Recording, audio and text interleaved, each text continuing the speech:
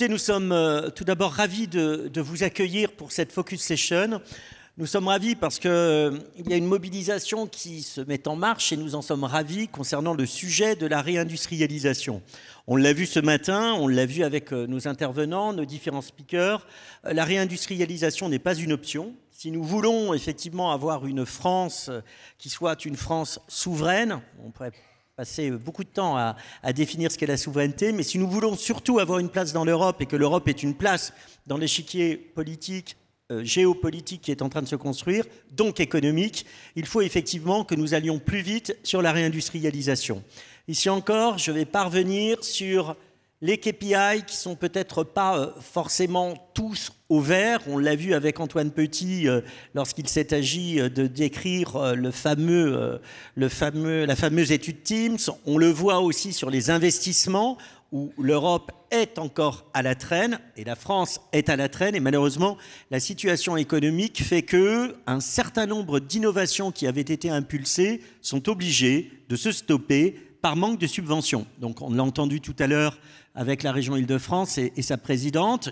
Il semblerait effectivement qu'il y ait la volonté de continuer à accompagner tout ce qui permet de porter l'innovation. Mais en tout cas, il est clair, la réindustrialisation n'est pas aussi véloce que ce que l'on souhaitait. On l'a vu à travers l'étude d'Accenture de l'année dernière. Et même s'il y a des améliorations, il faut encore aller plus vite. Donc ce que nous vous proposons, c'est un voyage justement à partir d'un certain nombre de témoignages pour regarder comment nous pouvons aller plus vite. Et pour ça, eh bien, dans le cadre d'une commission que Nathalie Gaillard, ici présente, d'Accenture a mentoré, nous avons mis en place effectivement le cadran de maturité que l'on vous a présenté très rapidement, trop rapidement ce matin. Et c'est donc l'occasion effectivement de faire aussi ce point. Alors, Nathalie, est-ce que tu peux justement, par rapport à ce cadran de maturité, nous dire un petit peu quels sont les piliers de l'industrie et comment tout ça se met en œuvre ? Alors, non, il n'est pas alors, si on peut projeter le cadran. Oui. Donc, c'est ce qu'on s'est dit ce matin. Effectivement, un certain nombre d'entreprises n'ont pas entamé leur transformation. Pour les aider à accélérer, il faut qu'elles identifient bien finalement tous les leviers ou tous les enjeux à adresser pour pouvoir se transformer avec succès. On a donc défini avec l'ensemble de la commission ce cadran de maturité qui va leur permettre donc de s'auto-évaluer et de mesurer les progrès qu'elles auront réalisés sur ces 4 dimensions. Ces 4 dimensions, on les a présentées ce matin. Ce sont les 4 dimensions qui définissent l'industrie 5.0. Je vais commencer par celle qui est en bas à droite pour moi. Alors donc, à savoir la partie écosystème partenariat. Pourquoi je commence par ce pilier-là? Parce que, en fait, les entreprises aujourd'hui ne peuvent plus réussir seules. Pourquoi? Parce qu'on est dans un environnement qui va extrêmement vite, l'innovation va extrêmement vite. On a parlé de montants d'investissement énormes concernant l'IA. Donc, clairement, aucune entreprise aujourd'hui ne peut réussir sa transformation sans compter sur son écosystème de partenaires. Alors, quels sont-ils? Ce sont les pairs, déjà, parce qu'il y a des logiques de complémentarité ou des logiques de branches. Ce sont également les fournisseurs, et on y reviendra, ils sont d'autant plus impactants qu'ils vont impacter donc, le scope 3 des entreprises. Ce sont également les entreprises, les startups qui vont apporter de nouvelles idées. Ce sont également donc, les collectivités locales et les banques qui vont apporter donc, des moyens complémentaires et surtout donc, un écosystème où chacun pourra tester ces nouvelles technologies. Donc ça, c'est le premier pilier. Le deuxième pilier, donc adoption de la technologie, plus classique. On va mesurer finalement la transformation digitale de l'entreprise sur l'ensemble de ses métiers, la finance, les chaînes de production, le commercial, etc. Avec un enjeu plus particulier sur la cybersécurité, parce que alors que jusqu'à présent, les entreprises ou l'informatique des entreprises fonctionnait en vase clos, donc finalement assez résiliente aux attaques extérieures. À partir du moment où on va déployer de la 5G privée, par exemple, ou des réseaux privés, ou qu'on va s'ouvrir sur des solutions cloud, on n'est plus à risque. 5G industriel, on en a beaucoup parlé. IA, bien sûr, et puis quantique demain. Le deuxième pilier donc, de cette industrie 5.0, c'est recentrer, remettre l'humain au centre de la démarche. C'est à la fois donc, un sujet d'adoption. Si je rappelle ce qu'a mentionné donc, Vinciane ce matin, effectivement, il y a un enjeu majeur d'adoption des nouvelles technologies, mais également d'accompagnement dans les entreprises pour comprendre quel est l'impact sur les organisations. Et ça, c'est typiquement ça ce que l'on entend par centré humain. Ça va être également tout un travail autour des compétences, autour des talents, puisque effectivement, il y a besoin de nouvelles compétences pour arriver à faire ces transformations. C'est là d'ailleurs, généralement aussi, que les partenaires peuvent aider. Et puis, donc, dernier pilier de la démarche, la sustainabilité. On a parlé scope 1, scope 2, scope 3. Il y a bien sûr des enjeux de feuilles de route et d'économie circulaire, ainsi que la chaîne donc, de supply, comme ça a déjà été évoqué. Donc voilà très rapidement ce que contient ce cadran de maturité. On espère vraiment qu'il permettra aux entreprises, du coup, moins avancées, donc peut-être un peu plus petites, de se lancer dans la démarche. Et nous l'utiliserons d'ailleurs dans le cadre de notre Summer Session à la Baule, donc les 26 et 27 juin. Vous l'avez tous noté dans vos agendas, puisque nous irons visiter les chantiers navals de Saint-Nazaire. Ce sera l'occasion, là aussi, de regarder finalement comment tout ça s'est mis en œuvre et comment cette transformation des chantiers navals est réussie. Alors, puisqu'on parle de réussite, on a la chance d'avoir notre grand témoin, David Gigler. Donc, David, tu es CDO et en charge de la transformation digitale d'ArcelorMittal. ArcelorMittal est considéré, et vu le nombre d'ailleurs de visites officielles que vous avez dû assumer, c'en est la preuve, vous êtes considéré un petit peu comme en pointe justement de la transformation digitale, en pointe de cette construction aussi d'écosystèmes. Est-ce que David, tu peux nous en dire plus et nous donner quelques illustrations de la façon dont vous vous y êtes pris et pourquoi ça a marché ? Alors, bonjour à tous et tous. Donc, déjà un grand merci de permettre de témoigner. Alors, quand je vois le retour un petit peu qui est fait par la commission, je ne peux que m'y reconnaître avec le degré de maturité où je vois effectivement, hormis le quantique, pour l'instant où ça reste encore un sujet d'investigation de notre côté, même si j'ai fait de la recherche et j'ai eu une thèse en quantique à l'époque. Mais ça, un visionnaire, hein, voilà, visionnaire, donc bravo. Disons que c'est le seul point où effectivement on est un peu en décalage. Par contre, sur l'ensemble des éléments qui sont là, on s'y identifie complètement. On s'est lancé dans l'aventure un petit peu. En fait, moi je ne suis pas du tout informaticien. Je suis de background un opérationnel, donc j'étais directeur de site, directeur technique, donc je suis docteur ingénieur de formation. Et en fait, quand s'est relevé le défi un petit peu de se dire porter un grand challenge, une grande transformation d'entreprise, eh bien, le CEO de l'époque m'a dit, bah, écoute, tente quelque chose dans le digital et vois ce que ça donne. Le premier constat qu'on avait, c'était qu'on n'était pas du tout attendu. La première fois que je me suis présenté au 440, il est clair que la place n'était pas forcément réservée pour ArcelorMittal. Or, on s'est constitué en fin 2019, 2020, donc vous connaissez tous le contexte actuel. Et aujourd'hui, en 4 ans, donc en avance de phase, on va recevoir le BFM Awards de la transformation digitale 2024. Donc pour montrer qu'en 4 ans, on a réalisé un certain nombre de réalisations, 140 projets en cours dans la transformation digitale et des choses très pragmatiques et très très concrètes sur ce qui a été mis. Puisque je ne peux effectivement qu'acquiescer sur le fait que l'humain est au cœur. L'humain est au cœur parce qu'on ne transforme pas une entreprise séculaire avec des installations qui ont près de 70-80 ans, comme ça, sans les salariés et bien évidemment chacune et chacun d'entre nous. Et donc c'est un vrai échange, une vraie construction et ça passe aussi par une mise en œuvre organisationnelle, pragmatique. Donc aujourd'hui, Sous moi, j'ai l'ensemble des équipes IT, OT, parce qu'on a parlé beaucoup de données, mais la donnée dans une entreprise, dans une usine, elle vient de différents domaines, de différents champs d'activité. Elle vient en particulier des installations et des lignes de production qui sont des fois dans un registre, dans certaines organisations, complètement séparées entre l'IT et l'OT. De notre côté, donc j'ai l'IT et l'OT, j'ai bien sûr la cybersécurité, j'ai toutes les datas, le CSRD, donc toutes les remontées des datas de l'entreprise concernant effectivement les rapports en lien avec la décarbonation. Tous les modèles d'intelligence artificielle, l'IA générative sont dans la même structure.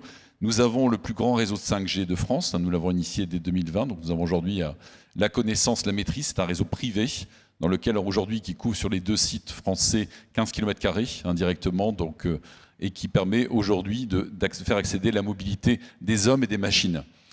Il faut avoir beaucoup d'entre vous n'ont peut-être jamais vu une usine ou bien l'image de Germinal.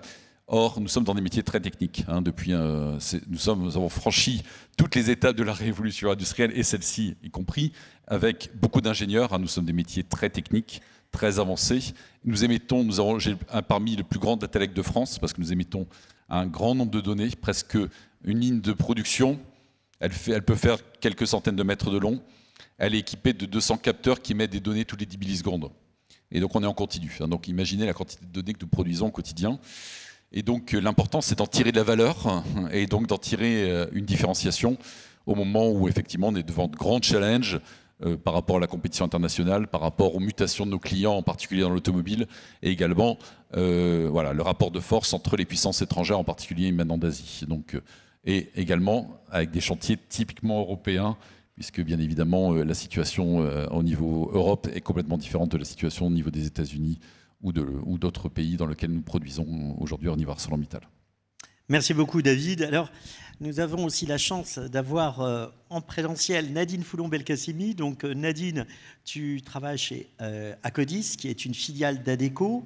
Et tu nous as, dans le cadre de la commission, notamment donné une visibilité sur les différentes étapes de transformation que supposait justement ce passage à l'industrie 5.0. Et comme ton intervention a été particulièrement pertinente, il nous a semblé intéressant que tu puisses faire un petit focus pour expliciter un petit peu ces phases de cette transformation. Merci pour l'invitation. Donc effectivement, je travaille chez Akkodis maintenant depuis 1 an, mais j'ai 15 ans d'expérience dans les télécoms puisque je viens d'Orange. Et donc j'ai cette vision un peu transversale entre l'évolution des technologies dans le monde des telcos et puis maintenant l'engineering. Historiquement chez Akkodis, donc c'est une marque assez nouvelle puisqu'elle vient de la fusion de AK Technologies et de Modis. Donc avec une forte composante engineering et Modis plutôt la partie IT. Donc marque nouvelle qui s'appelle Akkodis, donc filiale 100% du groupe Adecco. Ce qu'on voit, la manière dont je peux interpréter les choses, c'est qu'aujourd'hui, on vit effectivement une génération, une première vague, ce que j'appelle la première vague, avec l'IA, avec le edge computing, qui permet en fait d'apporter des solutions autour de l'IoT, la télémétrie. Mais on va vivre une deuxième vague. Cette deuxième vague, elle sera liée en fait à l'adoption finalement, en fait à la disponibilité des données. Lorsqu'il y aura une adoption, je dirais presque à 100% du cloud, c'est-à-dire ces données, il faut pour pouvoir faire de l'IA vraiment de bout en bout, par exemple sur une chaîne de production qui va de la conception, la supply chain et puis jusqu'à la production, il faut ces données vraiment de bout en bout. Et ces données, aujourd'hui, le choix du cloud, on parle de cloud souverain, on parle de cloud public, on parle de cloud on-premise, c'est que ces données soient disponibles. Et lorsque on aura en fait ces données disponibles sur cette deuxième vague. Là, on va aller en fait vers de la conception qui sera vraiment autour de l'IA, de solutions qui sera vraiment grâce à la disponibilité de ces données propres, protégées aussi bien sûr, et de bout en bout. Il y aura la troisième vague. Ce matin, je parlais en fait que lorsque je suis allée en Chine, en fait, on est allé, j'ai vu que les voitures étaient fabriquées à partir du soft. Et après, on y met 4 roues et c'est simple, ils le disent, hein, c'est du soft et 4 roues et puis un moteur par-dessus. Là, on arrivera à ce moment-là à avoir vraiment de la conception par le design, par le soft et non plus par la mécanique. Donc vraiment le soft qui sera autour de ça. C'est une vraie transformation. Qui est une vraie transformation avec le métaverse, etc. Donc c'est vraiment ces 3 vagues-là. Donc je dirais aujourd'hui, on assiste à de l'IoT, de l'edge, etc. Demain, Pour simplifier, c'est vraiment de la disponibilité des données de bout en bout, donc avec des approches de solutions vraiment de bout en bout. Et après-demain, d'ici 3-6 ans, c'est vraiment la conception par design à partir de la donnée et puis du métaverse.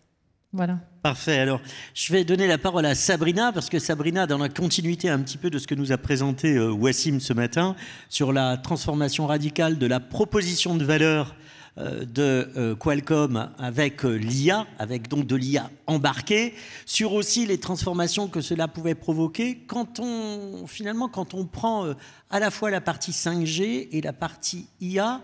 Est-ce que tu peux nous dire comment vous vivez ces transformations des mondes industriels, puisqu'on le voit bien dans notre cadran de maturité, en effet, sur la partie techno, que ce soit 5G, que ce soit IA, sont considérés comme des enablers véritablement de cette transformation. Et alors chez Qualcomm, ça donne quoi ?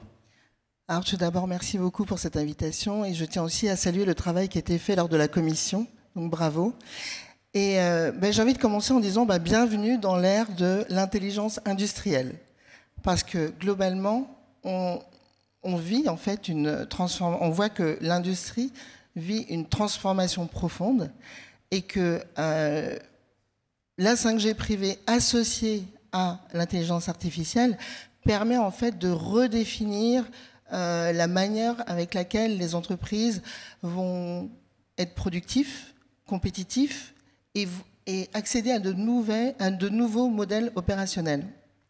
Donc je ne reviendrai pas sur les bienfaits de la 5G privée, parce qu'on connaît tous, avec le fait d'avoir des performances optimales, elles permettent une fiabilité. Et bien sûr, ce qui est important aussi, c'est d'avoir cette flexibilité qui répond aux attentes des industriels. Donc l'IA, comme je l'ai dit tout à l'heure, transforme les industries. Donc transforme la façon dont ils vont percevoir la sécurité, la durabilité, la collaboration, leur productivité et aussi la résilience. Et autour de ça, nous voyons qu'il y a, donc pour y accéder, il y a 3 catalyseurs principaux. Le premier, c'est effectivement la connectivité au niveau, en périphérie, ce qui est important. Et tout à l'heure, Vivek Badrinac l'avait souligné, d'avoir une connectivité omniprésente. Le deuxième point, c'est effectivement d'avoir de l'IA en périphérie.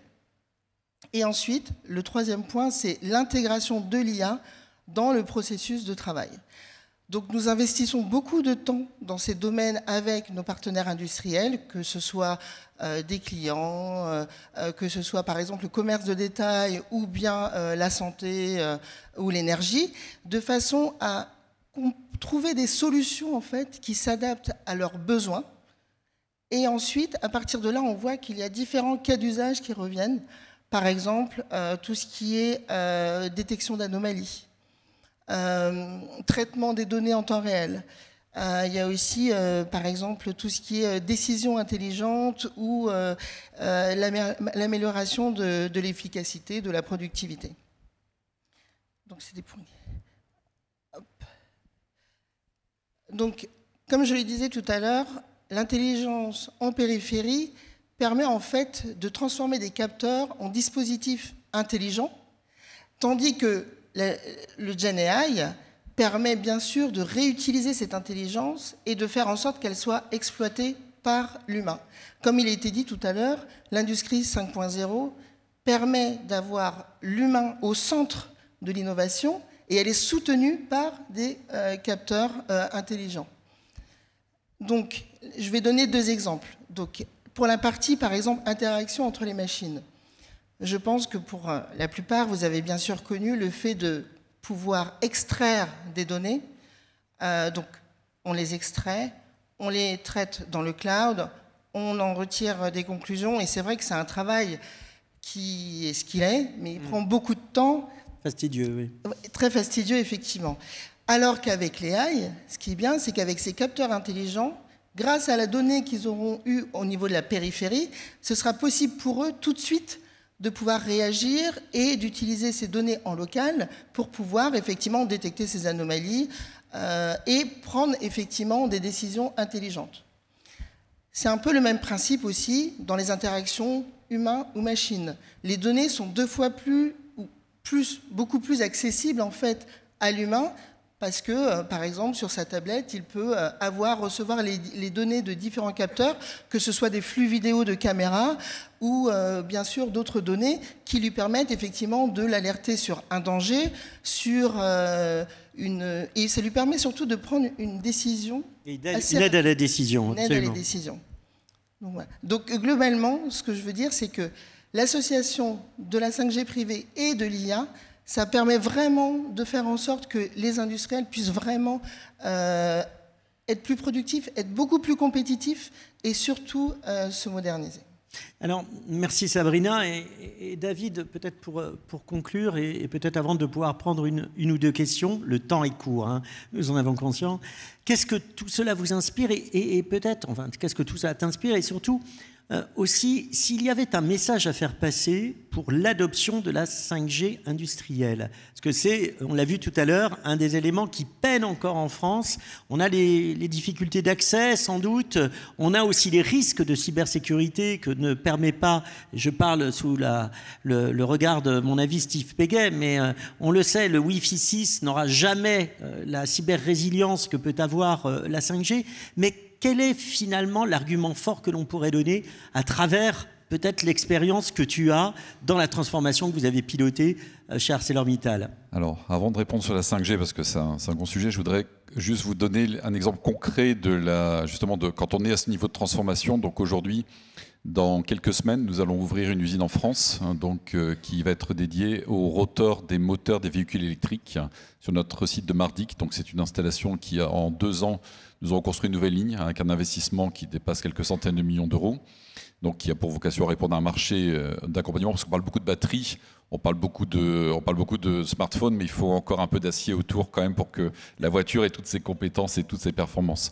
Donc il est clair que c'est vrai que c'est important que notre produit réponde et donc il va sortir. Et cette ligne, en fait, cette nouvelle usine, puisque c'est 5 lignes de production en une, elle sera 5G native déjà, donc pour répondre à la question. Elle sera IA native et IA générative native. Elle est commentée par 2 cockpits de pilotage, c'est-à-dire que vous aurez l'ensemble des informations qui viennent aux opérateurs, donc ça doit flux vidéo, toutes données d'informations de production, qu'elles soient de qualité, de production, de maintenance, qu'aujourd'hui qu'on maîtrise de plus en plus, etc. derrière, donc vont arriver à l'opérateur qui arrive dans sa tour de contrôle et il a toutes les informations qui viennent à lui. On est capable d'avoir des informations de maintenance qui sont reliées, tout ce qui est système de capteurs, IoT, nouveaux systèmes informatiques. Donc c'est une usine vraiment nouvelle génération en France. Il y en a peu, avec un investissement majeur. Et elle va être lancée quand? Elle va ouvrir. Donc la première ligne va être lancée à partir du mois de février. Elle va monter en puissance à partir du mois de mai, avec une production qui est prévue pour la fin de l'année normalement. Et donc elle va monter en puissance sur 2025-2026, donc directement. Donc avec une usine 100% française. On va s'inscrire pour une Lex pour aller visiter voilà, cette usine. Et de voir vraiment du concret, parce que c'est très important, c'est la convergence. En fait, il y a 8 technologies qui sont appliquées, dont l'IA générative by design, c'est-à-dire qu'un opérateur va pouvoir consulter en visualisation directe toutes les données issues des différents capteurs, que ce soit de la production, de la qualité, de la maintenance, pour pouvoir prendre des décisions. Donc c'est comment toutes ces technologies permettent de prendre des décisions. Donc pour le côté spécifique de la 5G, donc aujourd'hui, ça devient un standard au niveau de notre groupe en termes de déploiement, parce que sur les aspects de la sécurité, en termes de mobilité des hommes et mobilité des machines, quand vous avez 10 km² à couvrir, ce qui est notre cas en termes d'installation, on s'est posé beaucoup de questions à l'époque où on avait regardé effectivement des technologies comme le Wi-Fi, en termes de coûts, en termes d'investissement, et se lancer en tant qu'industriel comme opérateur privé, c'est un choix, c'est une décision, il faut convaincre. Et aujourd'hui, en tout cas, ça devient un standard parce que tout simplement, la 5G, elle est complètement faite pour l'industrie, elle répond aux standards d'industrie, elle répond aux besoins des salariés qui chaque jour voient dans leur vie quotidienne des solutions de mobilité qu'ils sont incapables d'avoir dans leur lieu professionnel. Et la 5G n'a rien à voir avec le Wi-Fi puisqu'on n'a pas du tout les mêmes performances, vous ne pouvez pas faire des organes de sécurité. Par exemple, nous avons développé avec une start-up en lien avec le premier système de refoulement de train via caméra.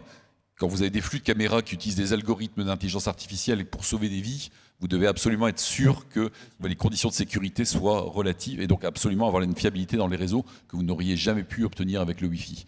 Donc c'est pour ça que c'est très important de comprendre que dans des structures. Donc nous avons été précurseurs, hein, nous avons démarré, nous avons 9 antennes, nous avons démarré sur les choses. Nous avons un corps 5G SA hein, aujourd'hui, donc vraiment donc même les doubles fréquences de 638 mis par l'ARCEP. Donc nous avons vraiment l'ensemble du panel aujourd'hui disponible. Et en termes de cas d'usage dans la mobilité, surtout, c'est de comprendre véritablement que ça change la vie d'opérateurs dans leur vie quotidienne. Un train chaud, c'est 700 mètres de long. Donc imaginez quand vous avez besoin de chercher une information qu'elle ne vient pas, et imaginez la qualité, l'efficacité d'avoir l'information qui vient à vous directement quand vous allez scanner un QR code pour avoir l'information qui est directement. On a aussi quelque chose qui est très important dans l'IA générative. On a beaucoup parlé de compétences. Encore une fois, l'humain est clé. Mais nous avons des gens qui partent en retraite et comment on transfère. Et nous utilisons l'IA générative dans le transfert de compétences entre salariés. Donc c'est quelque chose qui est très important que nous testons aujourd'hui. Donc capitalisation sur les compétences en vue du transfert. Et transfert, voilà. Et on va dire parce que la difficulté c'est toujours du recouvrement qui peut se faire.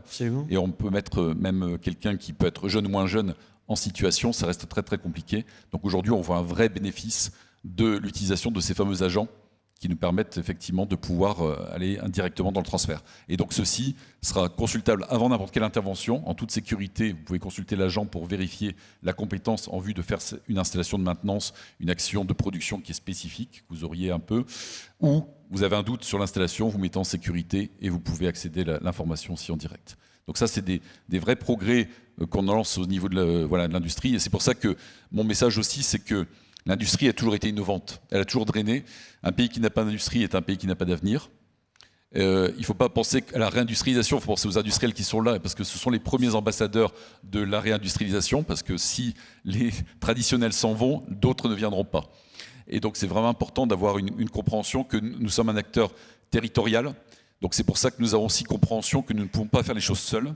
Et nous avons créé, par exemple, pour porter ces messages, nous avons développé une association en lien avec Vercor, que vous avez entendu, hein, en tant que scale-up, etc. Donc un grand groupe avec une scale-up qui s'associe pour justement, avec des PME, TPE, pouvoir transmettre cette transformation digitale, parce que n'oublions pas que 2/3 des transformations se traduisent par un échec, en particulier dans les PME, TPE, encore plus avec des problèmes de cyber, puisque aujourd'hui ce sont les premières victimes, et en 6 mois, une PME, TPE peut disparaître, hein, et donc pour un grand groupe, c'est aussi une catastrophe. Ce sont des savoir-faire et savoir-être qui sont juste à côté. Donc nous avons créé vraiment tout un écosystème flexi-sécurisé, puisque nous allons être campus 5G, campus cyber, centre de formation directement à l'IA. Donc pour vous montrer que véritablement nous intégrons tout l'écosystème, depuis des partenaires grands groupes à des PME, TPE. Donc voilà où nous en sommes dans l'écosystème, pour vous montrer effectivement comment un industriel comme nous évoluons, parce que nous avons conscience que seuls, nous ne pouvons rien faire.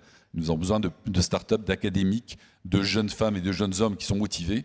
Et j'ai oublié de nous dire que toutes nos nouvelles usines sont accessibles, même pour nos salariés qui peuvent déjà utiliser en réalité virtuelle, etc. Et même exercer des opérations de maintenance alors que l'usine n'est pas encore ouverte. C'est important aussi pour faire comprendre ce que c'est qu'un métier d'industriel. Et nous allons dans les collèges pour toucher, et nous faisons partie des écoles du numérique aussi, pour toucher les jeunes femmes et les jeunes hommes, pour leur expliquer qu'il ne faut pas avoir peur de venir dans l'industrie. L'industrie est non genrée et l'industrie accueille tout le monde, et c'est un lieu de création, de créativité et de beaux succès et de belles carrières. Eh bien, merci David. Tu nous permets d'ailleurs de faire le lien avec les 2 autres Focus Sessions, dont l'une va se tenir tout de suite maintenant, à savoir IA et collectivités territoriales, c'est-à-dire comment les collectivités territoriales ont aussi un rôle à jouer en tant qu'animateurs d'un écosystème industriel, mais aussi pour la recherche et développement et pour l'éducation.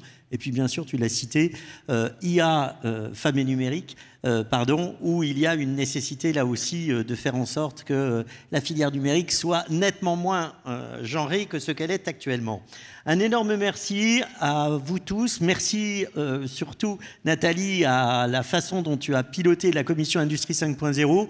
Les travaux de notre commission seront disponibles dans notre DigiWorld Yearbook 2024, qui sera donc uniquement digital cette année. Et pour toutes celles et tous ceux qui souhaiteraient justement avoir peut-être encore plus d'éclairage sur les sujets que nous avons abordés, c'est très simple, il suffit de nous rejoindre.